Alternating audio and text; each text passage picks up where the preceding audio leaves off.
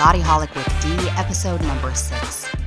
If you are new to the Bodyholic sphere, allow me to introduce myself. My name is D. Katz-Shachar, and I am a public health promoter.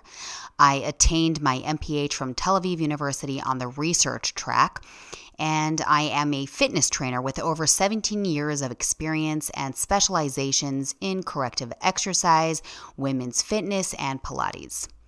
I am also the founder and trainer of Bodyholic, the global health and fitness platform and community, and I'm the author of Rip It Up for Good.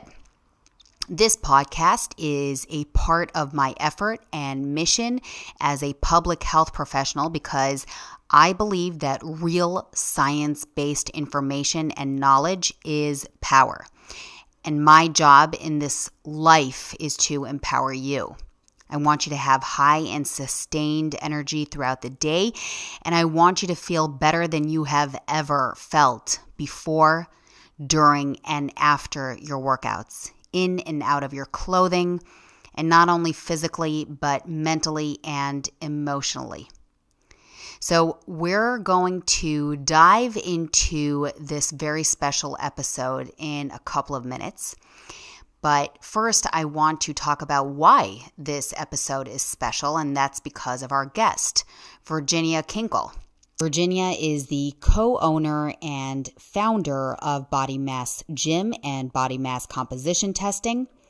Growing up as a competitive gymnast outside of Boston and transitioning into the sport of bodybuilding as an adult, Virginia combines her education and personal passion for fitness and brings that to the forefront of body mass.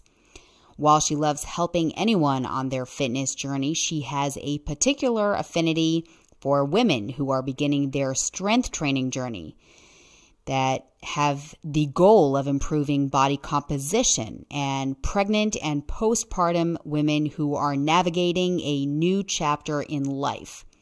You can find Virginia on Instagram at Virginia Kinkel, and I have linked Body Mass Gym below the episode. I can honestly say that this is an episode that I believe everyone should listen to because in general, you will come out of having listened to this episode with a better understanding of body composition and recomposition. We do get into specifics about female composition and recomp, but even if you are not a female, you can perhaps support your female loved ones and in general have a better understanding of body comp. Without further ado, let's dive into the conversation. Virginia, yep. I am so happy to have you here with me. This is really, really exciting to have you, and it's also a really exciting topic for me. Thank you. Yeah, you're very welcome. I'm excited to be here. All right. So we're going to go right into it, and we're going to kick off our conversation because we have so much to talk about. So I want to discuss basically factors that might affect a person's body composition, like age, genetics, diet, physical activity levels. I feel like it's a good starting point before we can actually zoom into female factors and how women have to deal with it. Yeah, absolutely. So just a general understanding of body composition, because I think sometimes people hear the term and they maybe have an idea of what they think that means, but they might not be exactly spot on. So understanding body composition really is what's important to know first before we start to zoom into some of those details. Yeah. So with body composition, really all it is that we're doing is comparing the amount of fat mass in your body to the rest of the tissue in your body, the total amount of tissue in your body. There's two ways we kind of look at this. One is called your tissue percent fat, which we kind of view as body fat percentage. And that's comparing the pounds of fat mass to your pounds of tissue. And when we talk about pounds of tissue, we're basically talking about soft tissue. So we're removing your bones from the equation. Mm-hmm. So most people's bones weigh somewhere between 4 to 9 pounds. So we're actually getting a slightly higher percentage than if we looked at something called region percent fat. And region percent fat is looking at your pounds of body fat relative to your total body weight, including the skeleton, because bones are not fat mass. They kind of work in your favor in body composition. So there's two different terms, tissue percent fat and region percent fat. For all intents and purposes, as I'm talking about this with DEXA, we look at tissue percent fat. So when we're looking at your body composition, we're really looking at what is that tissue percent fat and how do your pounds of fat relate to your pounds of tissue. Primarily what we look at is lean mass and then that fat mass. So those terms kind of just make it a little bit more digestible. Yeah, absolutely. Absolutely. Yeah. So to answer your question though, about the different factors that play a role, it's as different as any other aspect of our body, of your skin, of your hair, of the sound of your voice, how tall you are. There's a genetic component to how our body composition is essentially predetermined, but we do have the ability through changing our lifestyle, changing our nutrition habits, changing our fitness habits to influence our body composition. But everybody's body has kind of this point of homeostasis. So if my hair is blonde, if I don't really do anything about it, my hair is going to stay blonde and kind of wavy because that's its natural state. That's where it wants to be. But I can blow dry it. I can straighten it. I can dye it. I can cut it to get something that looks different, that kind of pushes the limits outside of what my norm might be. So factors do play a role in body composition. Genetics do play a role in body composition. It doesn't mean you have to succumb to the fact that these are my genetics. This is where I'm at forever. Right. But those play a role. Age plays a role. Those are two things that, we don't have an ability to change our genetics. We can fight them a little bit. We don't have an ability to change our age. We can fight it a little bit. It'd be nice if we could change our age, but yeah, those are two factors that absolutely play a role in body composition. And the genetics, for some people, it works in their favor. For some people, it works against them. The age, generally speaking, is going to work against you. The older you are, the tougher it is to kind of combat that body composition. I just want to talk about, so there's this really interesting, basically what you're kind of referring to is the set point, right? Correct. Yep. Yeah. So in like literature, this is called the set point, where our body just constantly kind of fights to get to. And did you hear of a term called the settling point model? No, I haven't, but tell me about it. No, it's like another take on it. I don't really remember the gist of it completely, except that the main idea, and this is, things that I think you can relate to. The main idea is that there's more than one factor to the set point and where our body wants to get to. And it takes into consideration the lifestyle and our nutrition and how a lot more than that set point. Yeah. I just have to also just say one more thing on the set point. There is, and I'm curious to know what you think about this. There is the idea that the set point is actually a positive thing. I think it comes with, positive body image and the movement, and how, it's like, trust your body. There's a set point. Yes. I want to know what you think about that. Yeah. I love that. I think understanding your strengths in any capacity is really important, but I think understanding your strengths as it relates to your set point and to, as we're talking about body composition, is very valuable, because everybody has various aspects of their own personal lives that work in their favor a little bit more, or, they might view as a little bit tougher. But if you can start to take those positives and work with those positives and start to have a more just a more upbeat outlook on yourself and Mhm. on your body and how you view yourselves. I don't know. I love this whole body positivity change and really being accepting of yourself, because it's so easy to beat ourselves up. Yeah, so I love that. Right. Right. Yeah, it's the easy way to go. Totally. Yeah. Yeah. Virginia, one of the things that I find super fascinating about you and your knowledge and your hands-on experience, and I've watched Virginia actually prepare for a show, and you've had a lot of experience prepping other people and women. What's interesting to me is how you deal with women during various life phases as you prep them for the stage, and you yourself are, like, in my opinion, the perfect example.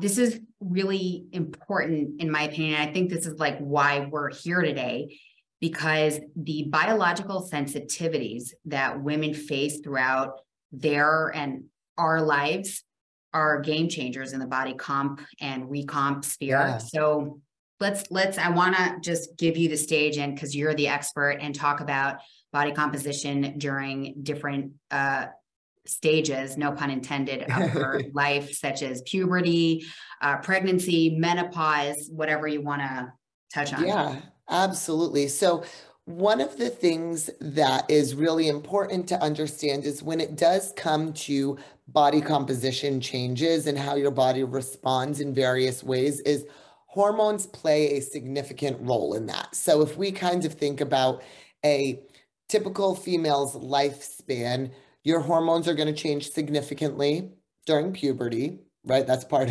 of all of those adolescent teenage years. Hormones are going to change. Your hormones are going to change significantly during any phases of pregnancy. They're going to change during postpartum. They're going to change if you are breastfeeding afterwards. So that's going to be a significant change in what's going on biologically. And then as you start to move towards kind of that premenopausal, menopausal, postmenopausal phase of life, that's another time where your hormones are going to change significantly. There's also other aspects along the way where hormones can be affected by things like your menstrual cycle, by things like any medications that you're taking, by things like health concerns, stress, all of that. But women really have this big almost like a roller coaster ride with hormones throughout their lives. And that really starts to affect body composition in various ways. I think, and this is all anecdotal, but I think one thing that is fascinating that I've learned with adults that I've worked with over the years in the personal training sphere, but also in the body composition sphere, is, generally speaking, women tend to have more of these markers of life events where they put a little bit more emphasis on things like body composition. And again, totally anecdotally, stereotypically, but women, they go through the phase where they want to get married. They have a wedding coming up and they're like, I want to get in really good shape before I get married. And so they pay attention to their nutrition and they pay attention to their training and their lifestyle and improve their body composition.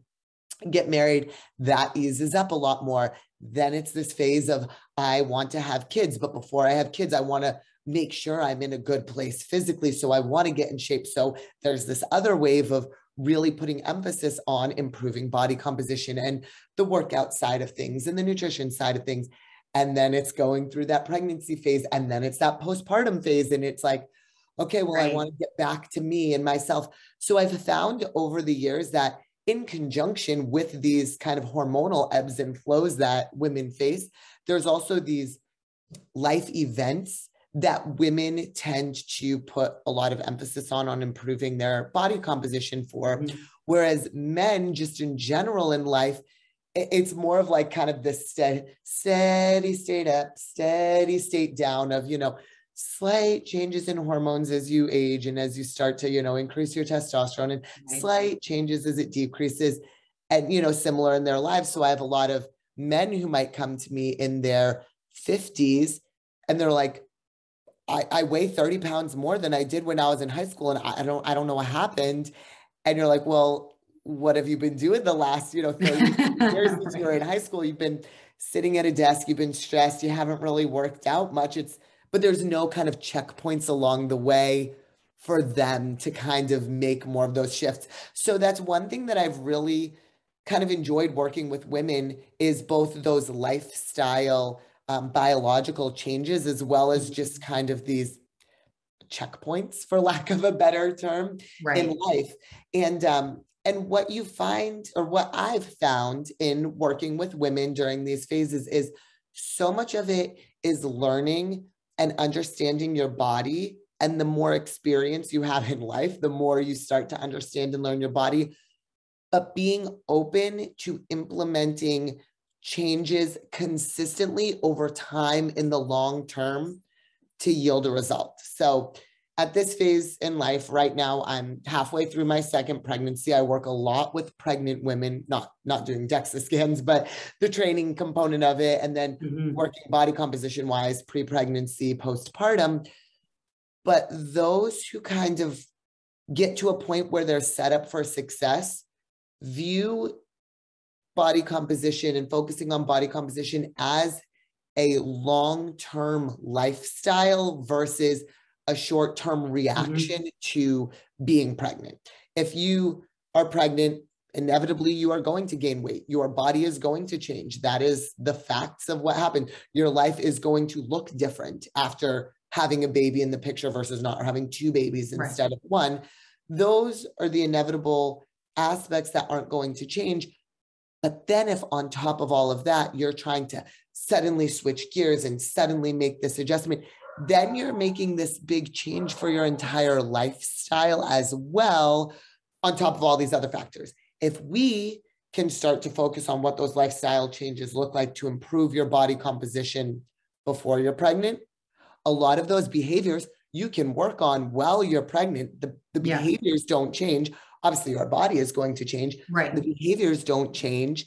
So then postpartum, that's one less thing that's kind of a jarring adjustment to your life. I just want to say, first of all, two things came to mind just now. The first thing is, I like how you talked about those checkpoints in life, and you're speaking anecdotally, like this is what you come across, this is what I come across also, and I think it's pretty much universal, and I think it's really good to just say, like, this is pretty much what happens, and we're not saying that everybody goes through it, but we're saying that our hands-on experience, in the field, we see it over and over again. There's this phase, she goes through this, there's this.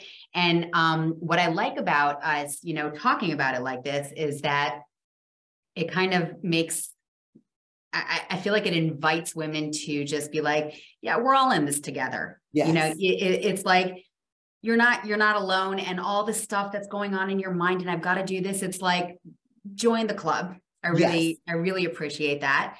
Someone needs to do like major qualitative research on, women's phases in life and the gym. But, for sure. Yeah. And the other thing is that I think, first of all, what you're talking about is almost like behavioral change and habits for, it seems to me, like the longer term. Yes. And not looking at it as, I have to get to the wedding looking like this and this, but rather overall. And first of all, I'm, people listening to this podcast and who know me know that that's behavioral change. That is it, in my opinion. Yes. But also, I think once you have that mindset of like, this is for the long term, there's something that actually kind of calms down with the like, oh no, I'm gonna gain weight in my pregnancy. But it's like, but like you said, your body, trust your body. Like you're living this lifestyle. It's okay. You're gonna go up and you're gonna go down. And there's something very reassuring in that.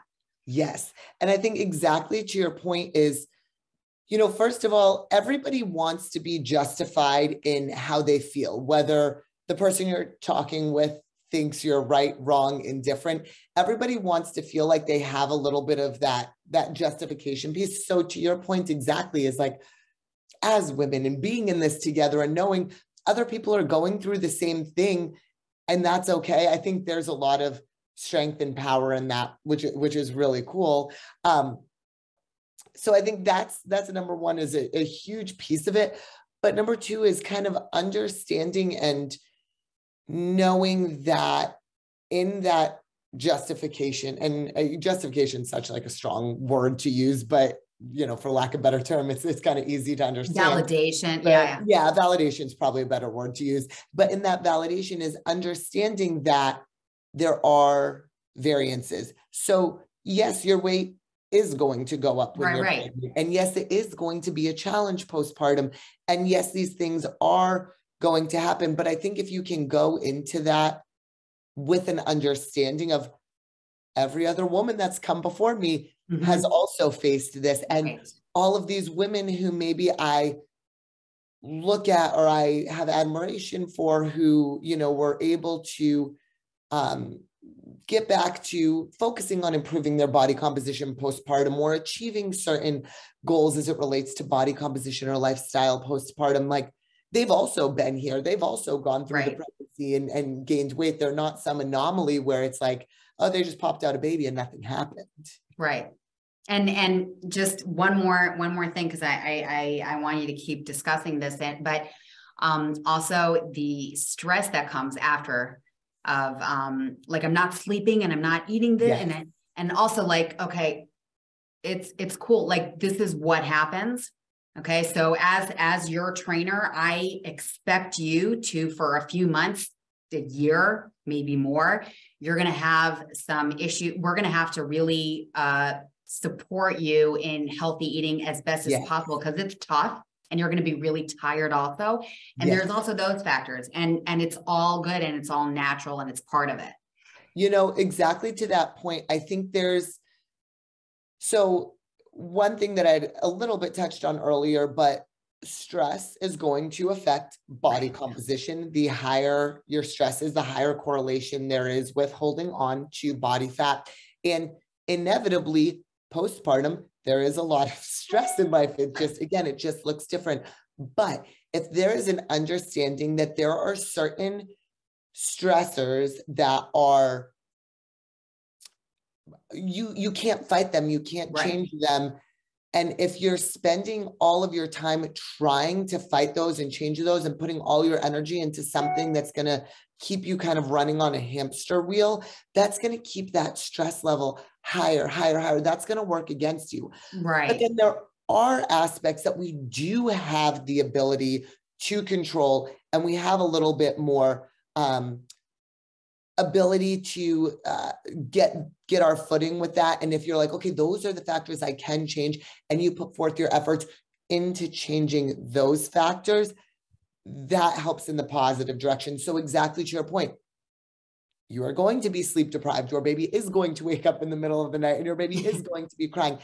If you're trying to fight that and act like that's not going to happen and get really angry and frustrated and not come to terms with, yes, you're going to be tired. And yes, you are going to go a long period of time without a full night's sleep. If you try to fight something that's inevitable, you're just adding to that stress. But what you do have the ability to control is, what types of foods am I fueling my body with?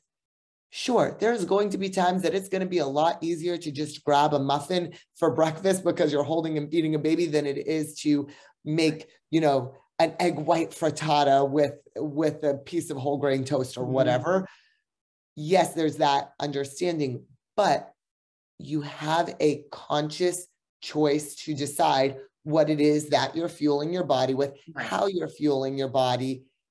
And so that's something that you can kind of push against or fight against to try to make those improvements. And also, ladies, feel free to ask your partner or your support system, maybe it's your mom, to prep those foods for you. And, because maybe you're thinking cutting vegetables right now is like the Yes. the worst thing. So, delegate, really delegate. So when my daughter was 3 months old, it was Valentine's Day. And so I got my husband the absolute least romantic gift you could ever get somebody for Valentine's Day. But I got him an air fryer. And I was like, the value that adds to our life and to our relationship, because it makes, you just have some cut up chicken breast, you throw it in there with a little seasoning and you can cook dinner in 15 minutes. Like, the time that it brings back to us in our lives and it saves on that stress was a total game changer. So despite it being a totally like not romantic Valentine's Day, it was like the best thing ever. I love it. And I think that's pure romance. Yes. Like my husband always wonders why I'm like, he'll do the dishes. And I was like, that's the most romantic thing I know. done. It's giving me time. I love time. And exactly to your point too. And this is one thing I work with a lot of women on, is being able to voice what it is you need and what it is that you want, because so much of our lives, especially as pregnant women or women with children or married women or career women or anything, it's doing it for everybody else. And it's kind of internalizing what it is that your needs and your wants are. If you're verbalizing to your family, to your partner, to your friends, I really want to make it a priority to focus on my nutrition and get good quality, nutrient dense foods during my pregnancy and postpartum. How is somebody not going to support you in a choice to try to be healthier and do something that's going to bring value? But we often internalize it so much. So somebody might roll in with a pizza and you're like suddenly fighting this internal battle. But if you're able to verbalize it and say, because this is something I'm focusing on, can we go to this Greek restaurant instead of getting pizza? Absolutely. Absolutely. Like instead of totally bring people on board. Absolutely. Yes. Virginia, do you want to touch on, maybe you don't, I just want to give you the option. Do you want to touch on the lean mass changes that we see throughout a female's life? Yes. Yeah, absolutely. So as I was talking about, your body composition is comparing that fat mass to the tissue mass. And when we look at your lean mass as a component of the tissue, really lean mass is anything that's not fat mass and not bone.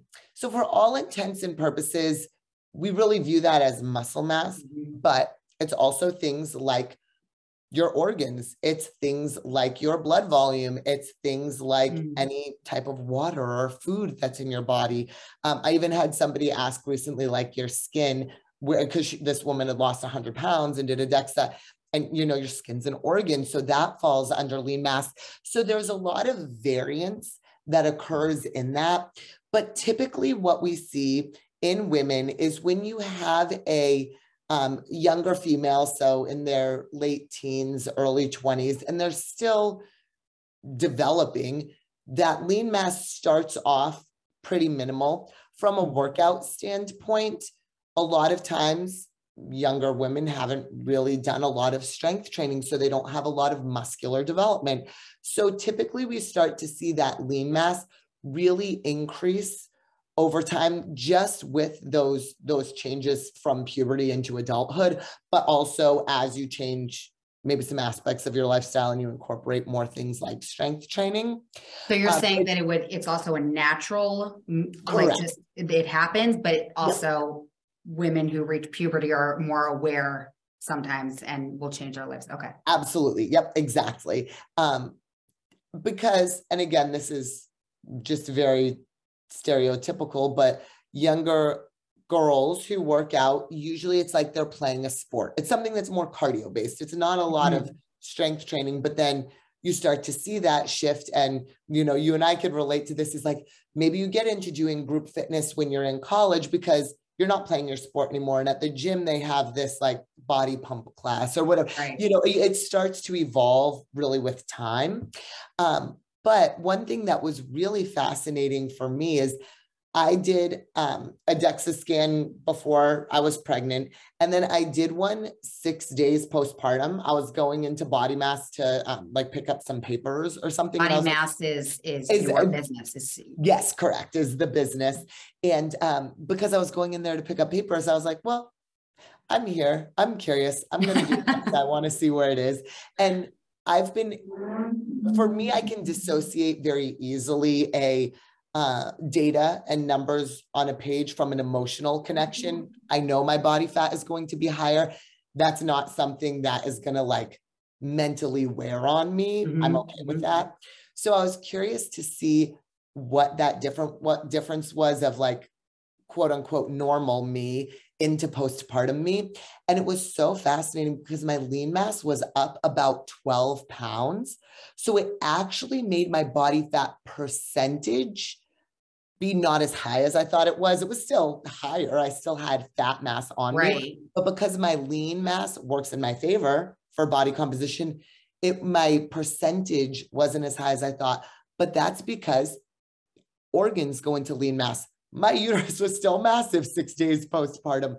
I had all my milk coming in. That goes into lean mass. My blood volume was still higher. That goes into lean mass. So it's not that I put on 12 pounds of muscle during my pregnancy, but it was that all of these other factors contribute to that lean mass. Then when I did another DEXA scan a few months down the line, that lean mass had dropped back down because all of those factors had kind of balanced out. Interesting. Isn't that fascinating? I actually didn't know that milk went into lean mass. Yes. Really interesting. Yeah. So it's all so fascinating. And so if you were to do a DEXA, like me, immediately postpartum, you'll see that lean mass goes up, but pretty quickly it normalizes. Your blood is going to normalize more. Your uterus is going to shrink in size, depending on how long you breastfeed for. If you're doing that, that the milk supply would be varied. But then what we typically start to see is most women, after kind of usually around their early 30s, but we start to see that gradual decline in lean mass. And we especially start to see it in women at that menopausal age.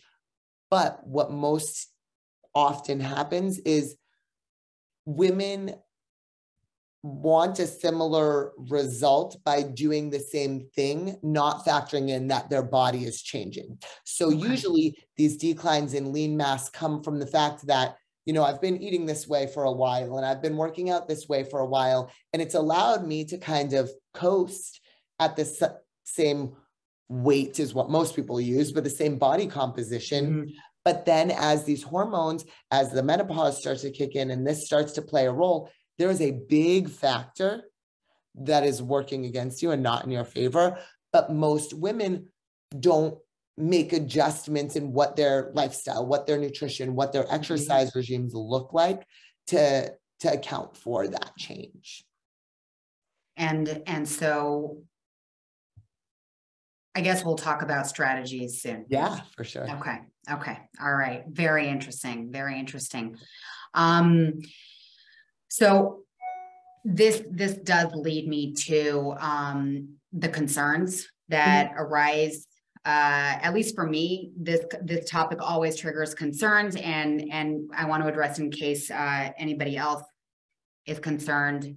So what role does body composition play in women's overall health?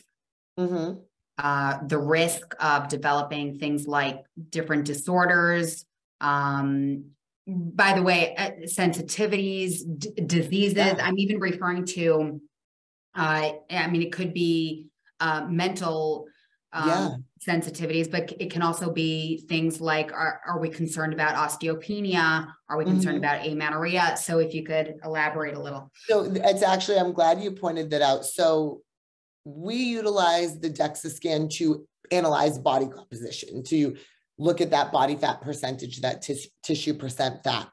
In the reports and in the data that we get from the machine that's printed out, we also get information on bone density. And this is especially valuable for women at any age, but those that are kind of in that menopausal DEXA, range. I think, is that the most accurate for bone density? Correct. Yep. Yeah. So my mom has osteoporosis. So she goes and gets DEXAs prescribed by her doctor every 6 months, strictly for bone density.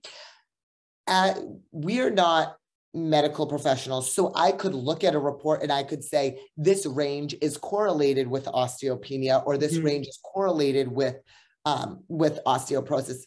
I cannot say you have osteoporosis, right? Like I'm not a doctor, but that's insightful because I can say, you should take this to your doctor, show it to them, follow their guidance. Amazing. But it's really helpful because it serves two purposes. Number one, it is insightful into kind of where your bone density falls for anybody, but somebody, again, like me, my bone density is totally fine. My mom has osteoporosis. So for me, I'm like, okay, well, I have an inherent risk factor with my mom having osteoporosis. That's something that's inevitable. I can't change that, what I've inherited from her, but I can make sure I'm getting adequate vitamin D and calcium and strength training and load bearing to resist it. But what's been fascinating is my bone density, I'm 36 right now, my bone density, steady. Postpartum, it dropped off pretty significantly. And I was like, oh, well, that makes sense. My hormones are changed. But once I'm, done breastfeeding and I'm back to my norm and all of that's going to go back up, it stayed down low. I mean, low is very, it's still as high, but it is lower than it was previously. So now I'm fascinated to see that after this second baby, is there going to be another drop? And is it going to stay there? Does it stay at this dropped level? Does it drop off and then go back up? So for me, even though I'm not in the osteopenia, osteoporosis range, I can start to see trends of bone density. And that gives me insight into what I can do proactively now, even though I'm in my mid-30s, I'm not going through menopause. What can I do now to start to impact and make that change? But the other piece of that, and exactly to your point that you said earlier that I'll touch on, is for a lot of people, coming and getting information on your body composition can feel emotionally stressful, and it can be taxing, especially if you've not had a great relationship with yourself and your body over the years, as a lot of women and myself historically has been. But one good thing with bone density is that can really be used as a way to bolster confidence. So in general, women who have more weight, regardless of their body composition, if they have more weight, they tend to have pretty good bone density because you are carrying around more weight throughout the day. You are doing more load-bearing exercise. So I think that's also when you come into an environment that can feel like it's a little bit personally negative or a little bit of a hit on your feelings towards yourself, to say, yeah, but you are a woman who has significantly higher bone density than most other women your age. And to have that kind of bit of positivity goes a really, really long way. So I think it's valuable for people to know if their bone density is not great, but it's really valuable for people to know if they have good bone density and maybe the other stuff isn't where they'd like it to be. So, yeah, I mean, this is we're dog lovers here. Thank you. He's just barking at the neighbors walking theirs outside. Yeah, and you know what? They're bugging him, so he's right. Exactly. First of all, you're putting that positive spin on it, and I'm not sure that all women, young women, when I say young, I mean under 40, really appreciate it. But as someone who works with people with all ranges of age, I have to say that falling after the age of 67, 70, is one of the scariest things. Yes. I mean, and the earlier you start training, resistance training. Yes. And being aware of your bone density, I think the better. And so I'm glad you said that, lifesaver. because that's such a huge piece. And actually just 3 days ago, we had this woman come in for a DEXA scan, and it was her second. She had done one in October, but like early November, shortly after her last DEXA scan, she had fallen and broken a rib. This woman is 73 years old. She is insanely fit and active for a 73-year-old. Wow. She can do 10 pull-ups, first of all, which is wild, but she does competitive, and I'm probably going to mess up what this is, but it's like competitive dog hunting competitions. So it's like kind of using a whistle to control where a dog goes to retrieve certain like ducks that have been hunted. Anyways, she was setting up for it. It was in the dark. She was holding some metal something under her arm, and she tripped and she fell and she broke a rib. And, you know, it was uncomfortable and it wasn't great, but she's in her mid 70s. Right. And she came in and did her second DEXA scan, and we were looking at her bone density, and her bone density is off the charts high. And obviously does the strength training component as well, but her bone density is off the charts high. And it was fascinating to think, like, what could have happened if you didn't have high bone density? What could have happened to your shoulder, to your hip, to your humerus, to like all these other parts? Fortunately, it was only, and I say only in quotes because no, but you're right. But it was only one broken rib, where it could have been so much worse, so much more debilitating, and really led to a decline in life. Amazing. Yeah, it's cool to see that. So cool. I mean, you get to see the numbers. Yeah. Wow. Yeah. So actually, I just want to touch real quick on some of your other things, because I know I just talked about. Yeah, that's exactly what you read my mind. Yeah, the body composition side. So again, not being medical professionals, we can use the information to correlate, but we can't, you know, prove causation. But one of the numbers that we look at, or really two of the numbers, but one is an area called your android, which is essentially a cross section from the base of your ribs to the top of your pelvis. And it's giving us a read on the percentage of fat, pounds of fat, pounds of lean mass in that midsection around your vital organs. So if you think about a cut of steak, if you look at it, has the trimming around the edge. So that's our subcutaneous fat that we have that kind of pads our whole body, so to speak. And there's visceral fat, which is kind of, if you look at that steak, the fat that's marbleized in. And so getting a read on our android gives us information on that visceral fat. So all of the software can read the android region and give us an idea of, do you store most of your fat in your android region or not? But some machines have even more advanced software called a core scan, which can specifically determine the subcutaneous versus visceral fat. And that, for an overall health standpoint, like theoretically, I don't care what your weight is. I don't care what your body fat pounds are. I don't care what your body composition is. I care what's happening in that android region from an overall health standpoint, because if we are getting that to decrease, then that's something that's moving us in the right direction. Again, having higher reads in the android fat, having higher reads in your visceral fat is going to correlate with metabolic disease, heart disease, diabetes, all that. It doesn't mean you are going to get that, but there's a correlation. So if we can reduce that correlation, let's do it.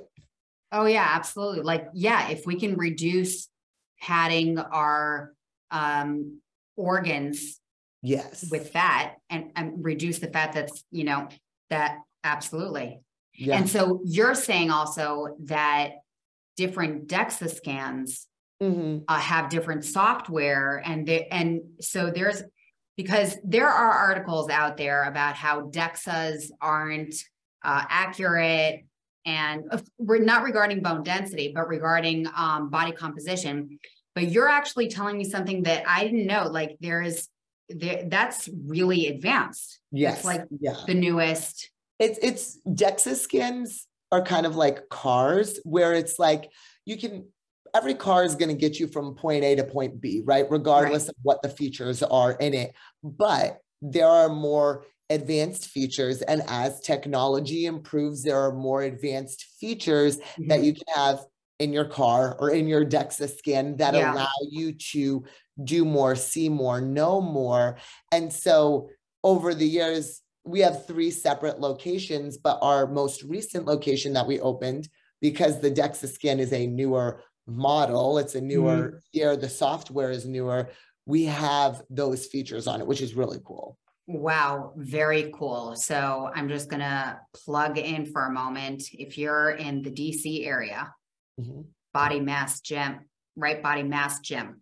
Correct. Yep. Body mass gym. And then the actual DEXA component we call body mass composition testing, but it's all located in the same space. Yeah. And I'm going to put the link also, you know, if someone's listening around the DC area, I'll put they can just link and click and get to you. Love it. Is there anything else that you wanted to discuss regarding, I don't know if you could hear, but I think it was hailing right outside. Oh my gosh. Are you serious? And I'm in an office. Weather there? You know, it's like you would laugh if you saw our winter. Yeah. It's like a 5-minute hail. Okay. Yeah, that it's really, over. Yeah. No, I really can't. But anyway, is there anything that you did want to mention about the diseases or anything like that? Yeah. Any so further? To your point too earlier with just kind of that, the mental component of it, it is tough, and it can be hard information for people to take with them and internalize with them. When we do our analysis, we talk pretty factually about it. It has no reflection on who you are as a person. It has no reflection on your value. It is information. How do we strategize to make improvements regardless of those improvements? Maybe for you, it's to build muscle. Maybe it's for me to balance out the lean mass on my left and right side. Maybe for my mom, it's to improve her bone density. It's such this individual process, and it's kind of honing in and focusing on those goals. Whereas I think typically people can go into it thinking, oh, I'm going to have this thing and it's going to tell me how fat I am and how bad I am at following a plan and sticking to my workout routine.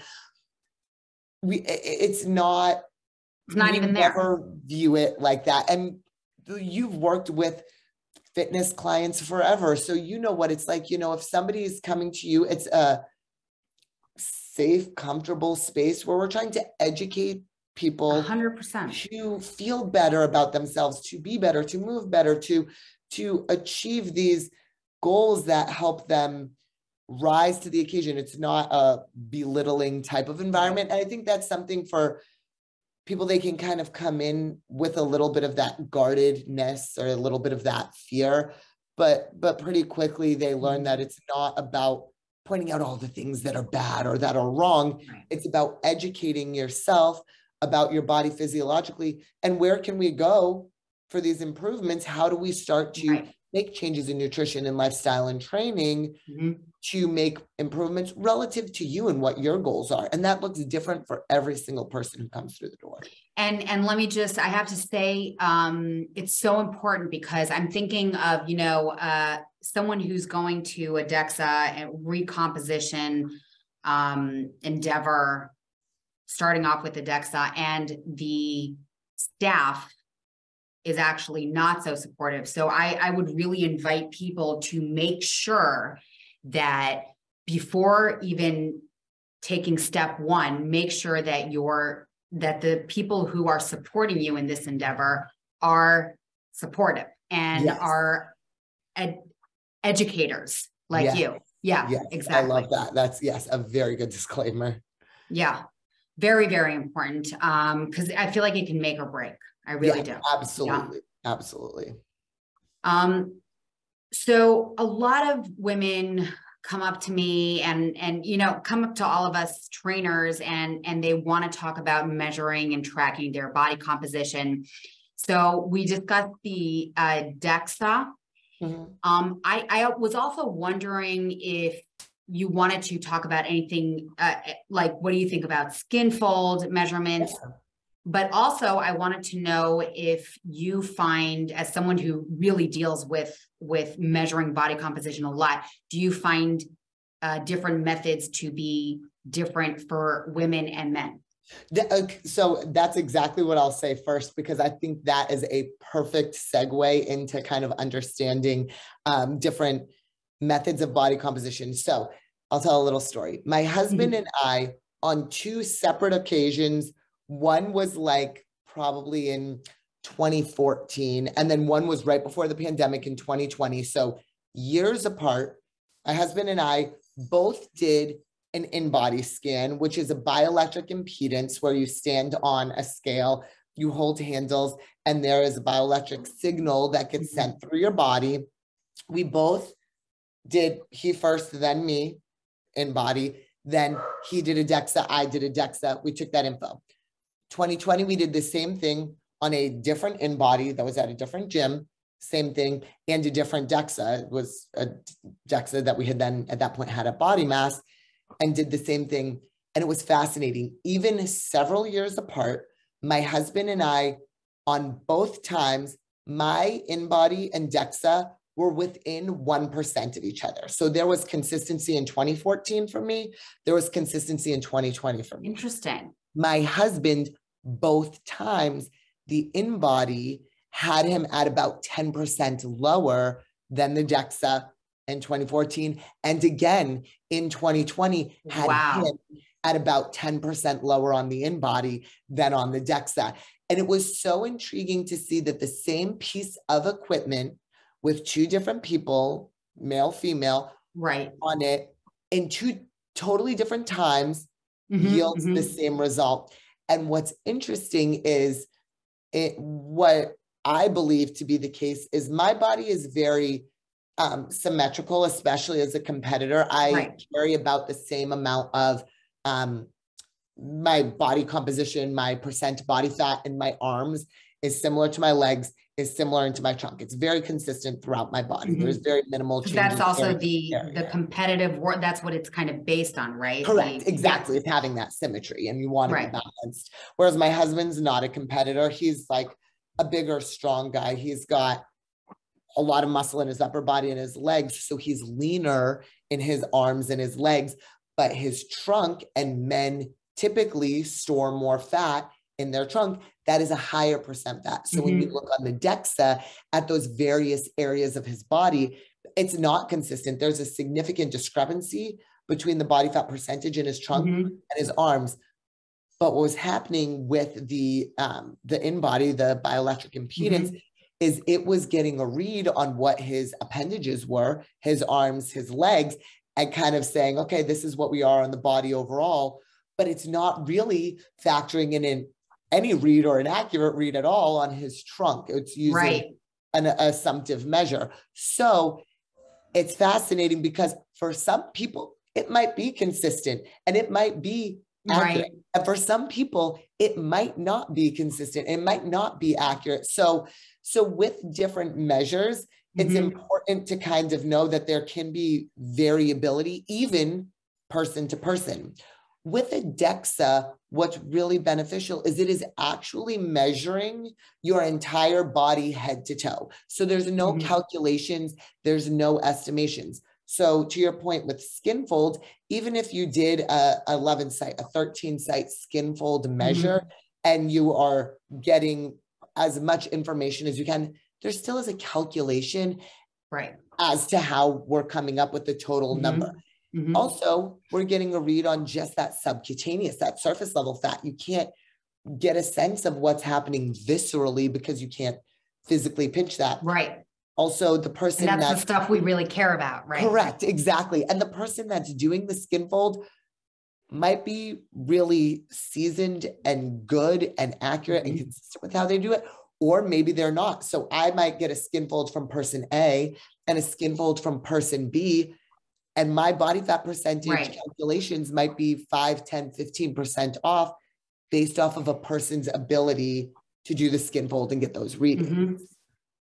I'm going to pause for a moment because I want to, I just realized that I'm losing battery because I want to say something about that. One sec. Yes, that's all right.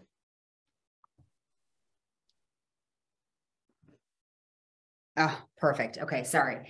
No, you're totally.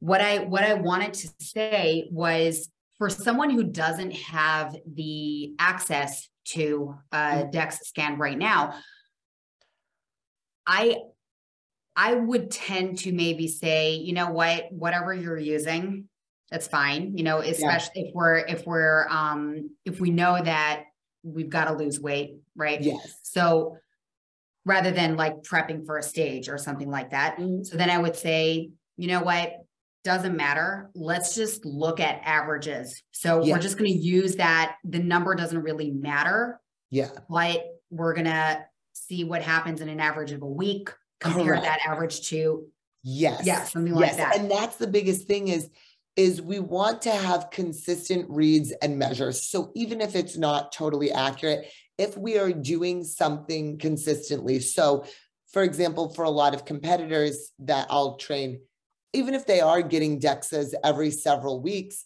I like to, on a weekly basis, have them take their weight, doing it the same method every time. I'm not a proponent of weighing yourself every day and letting that dictate your mood at all. But it gives us a read of like kind of what's happening over a week's period of time, as well as some type of progress picture.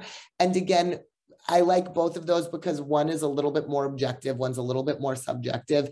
It allows you to start to kind of collect this data and this understanding. But the reason why I like comparing the body, the like picture, having a progress picture with the weight, is you start to get an idea of like, okay, if I weigh this, then this is roughly what my body looks like. If I weigh this, this is what I roughly look like. The weight won't tell you body composition. And that's one thing that I really like about any method of body composition. If you add that into the mix, you can say, I weighed 160 pounds in this picture.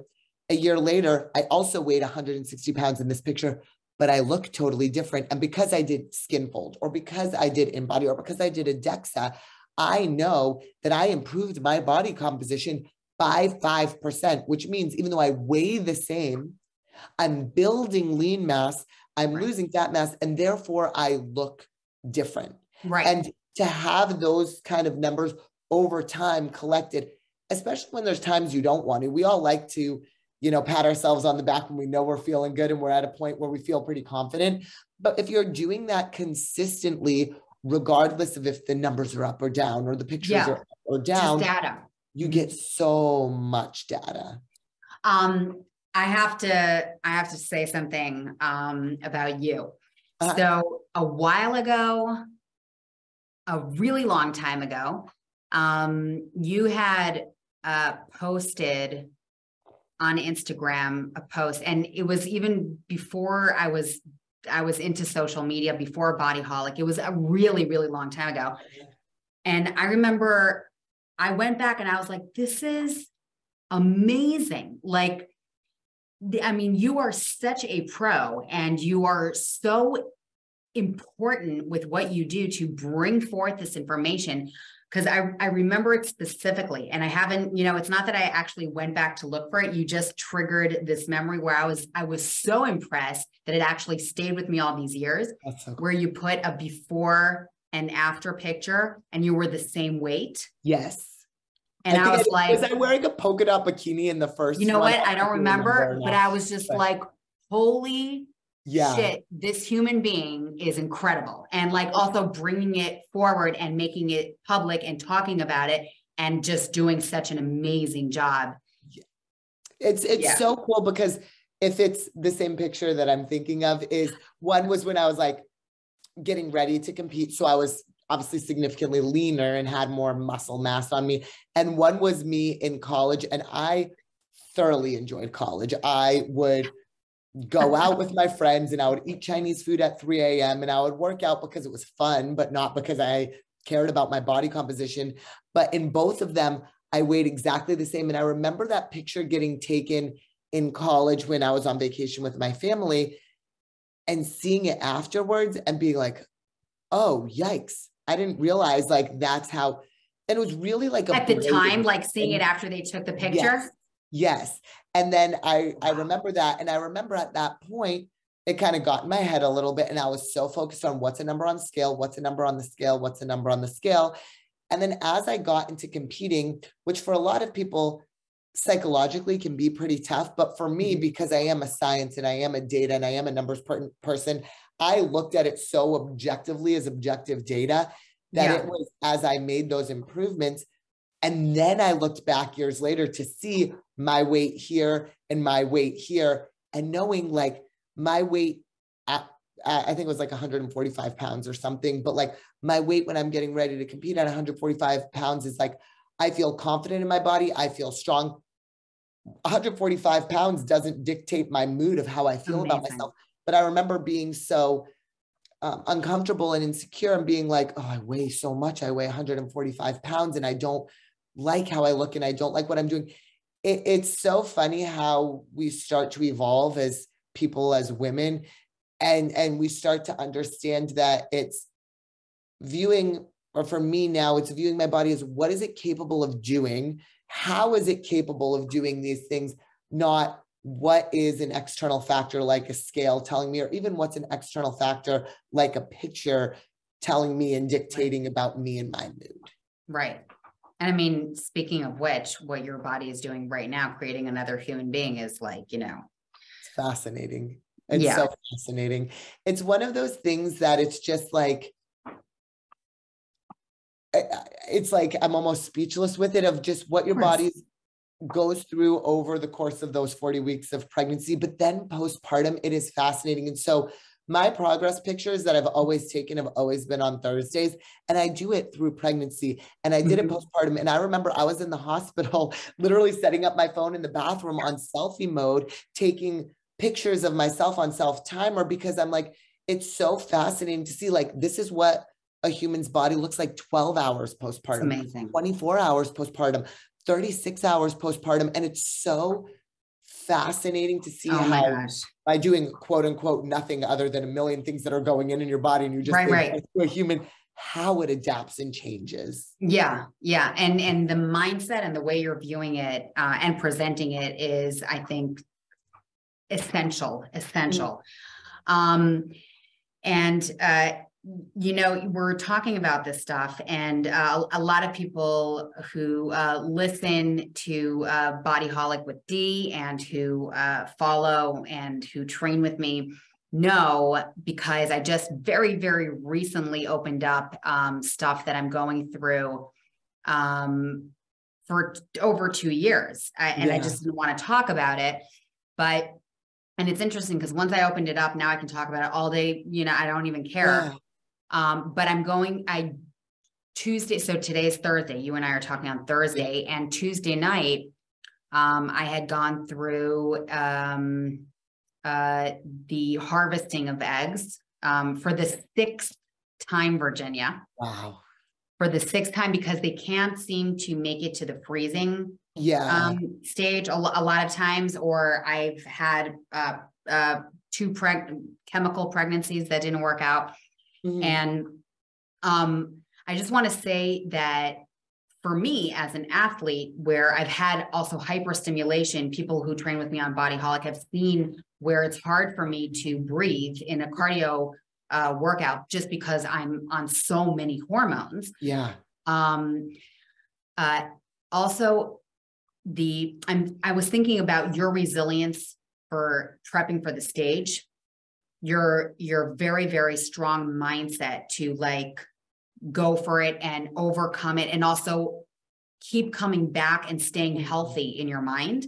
And also for me, where it's like, I'm choosing to go through this. This is part of my story. And it also means that I'm not going to perform at my best every single day. And there are going to be days where I'm off, where even the injecting area is uncomfortable. And so some abdominal exercises are uncomfortable, or I'm bloated.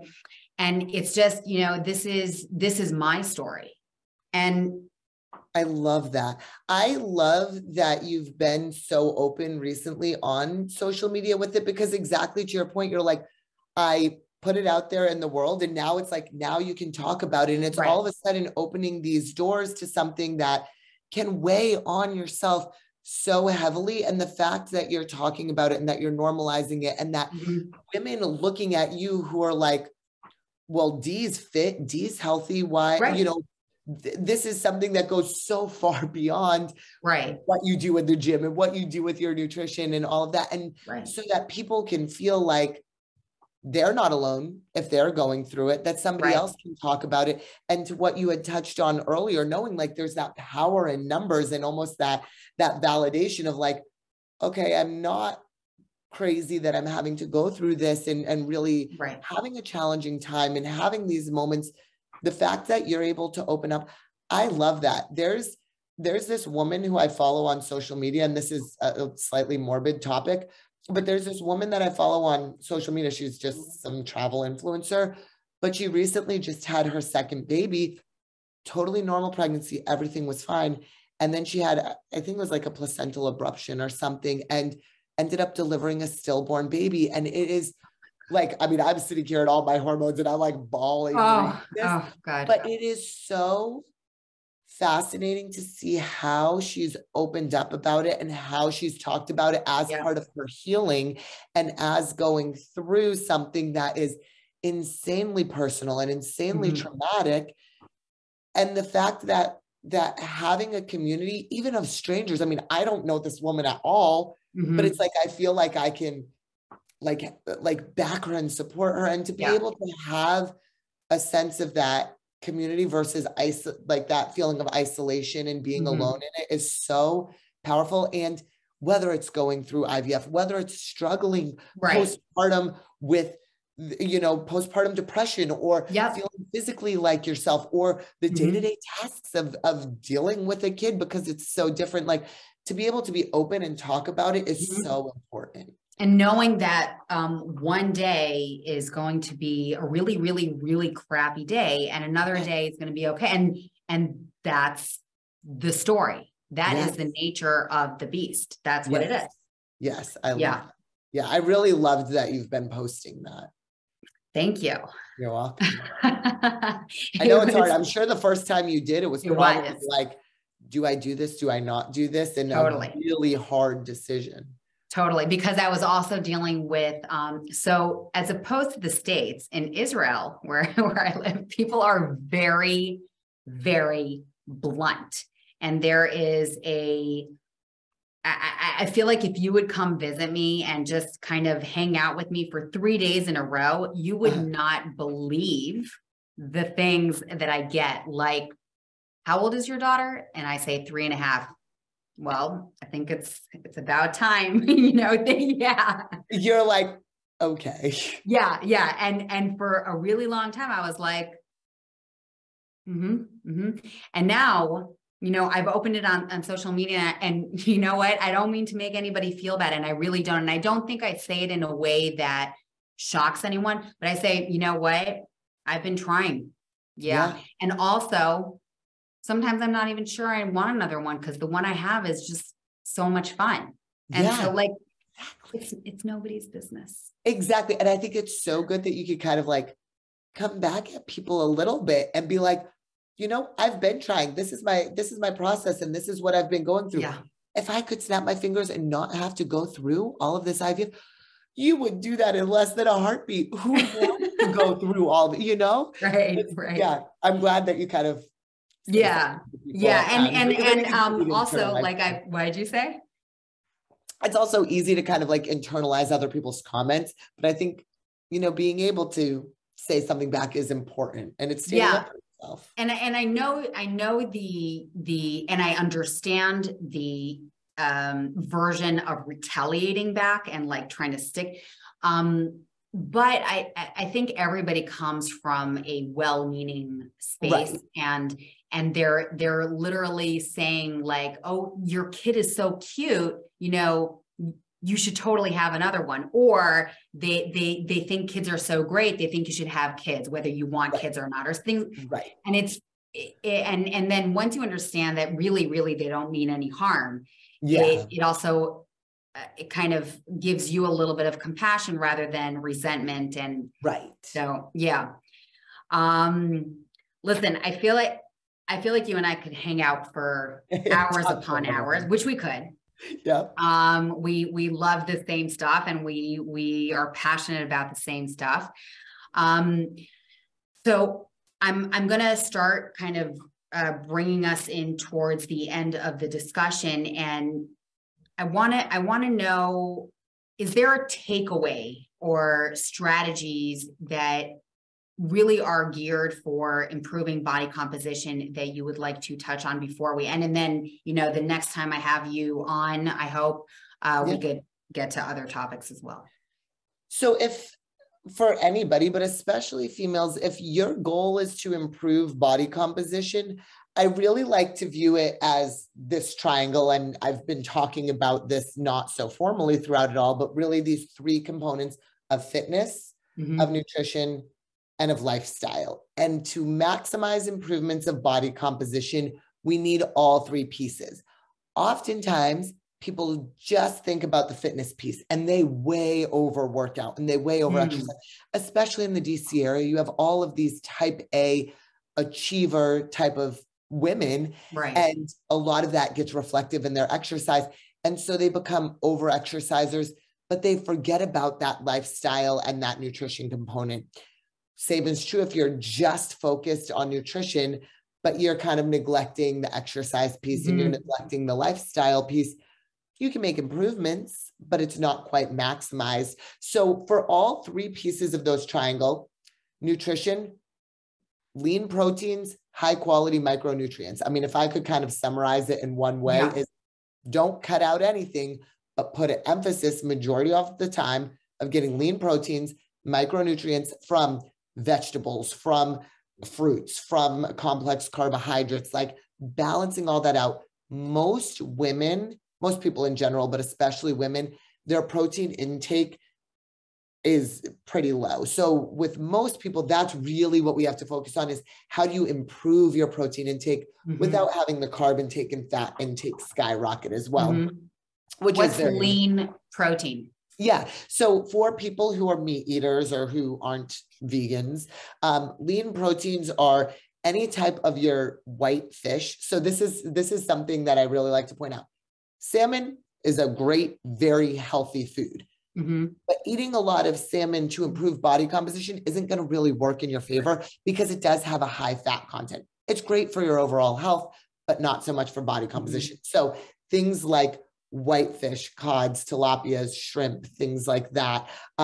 Lean chicken breast, so boneless, skinless chicken breast, very lean ground turkey. 93.7 is okay, but like 99.1 egg whites, those are all going to be really good. Fattier proteins like salmon, like whole eggs, like pork, that's all stuff, again, very healthy for you, but not going to work as much in your favor for improving body composition. So definitely have it. Just don't make it be the staple of everything you eat every day. So that's probably the biggest thing. And again, veggie intake, like I can't stress it enough, all types of veggies, cooked all different ways, seasoned all types of ways. Veggies are great. The fitness component, there's such this influx right now of boutique fitness, of come in, loud music, crazy lights, kick your butt, leave like you feel like you're going to die. And so we've like been conditioned to think, unless I feel like I'm going to die, I'm not successful in my workout. I have like total opposite thought process of the spectrum. And in what I've seen in people is for workouts, strength training, heavy strength training, not a 3-pound dumbbell when you're in the middle of riding a bike during Soul Cycle, heavy weight training, and then slow, steady state cardio. And what that can look like is going out and taking your dog for a walk, having your daughter ride a bike and kind of jogging alongside with her, go out for a bike ride, stuff that is going to keep your heart rate at a more elevated state, not a spiked state, a more elevated state for a steady period of time consistently, and just overall activity throughout the day. Getting up and walking to go do something, getting up and just moving around as frequently as you can, especially if you're a desk job person, as frequently as possible. So low intensity, steady state cardio, have it be fun, going for hikes, strength training. That's kind of the basis of what's going to best improve body composition. Strength training. And I've said this before, and see, this is why you and I were meant to be. Strength training is king and queen. Like, Yes. Yeah, we can't stress it enough, I don't think. But no, absolutely. And to your point way earlier about things with the falls, if you are doing strength training and you have the ability to have understanding of awareness in space of how to, get down to the ground, if you're doing a strength exercise, if you're doing a lunge, to be able to have that practical application is so huge. And then that third piece of the triangle of the lifestyle, and this is what a lot of people, again, especially in DC, miss, but that's things like controlling your stress, making sure you're getting adequate amount of sleep, making sure you are getting recovery from tough workouts. It's not working out 7 days a week and just going at it like nonstop, the Energizer Bunny, making sure your body is getting recovery in between those workouts and giving it rest. Neurologically, when you do those crazy workouts 7 days a week, neurologically, it's because when you work out, you're not just working on your muscles, but you're working on your nervous system. Yes. And your nervous system, just by saying that, like, I don't want to stress my nervous system. Yes. Yes. Yeah. And to your point exactly is exercise is good for you, but exercise is a stress. So your body views it as stress. And if your body is viewing that as stress, and then you're stressed at work, and then you have your kids and that's adding stress to your life. Like if you're constantly piling on, exercise is a good stress, but we need to have those moments neurologically where we scale back, where we kind of reset. So all three of those components, nutrition, exercise, lifestyle, that's what's going to maximize improving body composition. And I think, I feel like someone listening to us is going to say, so Dee and Virginia, like how do you train? And I feel like I'm gonna say, I want you to answer, but I'm gonna say that you can break it up in different ways, and you can do different types of workout. And I feel like maybe we have to have a different episode just for that. Yeah.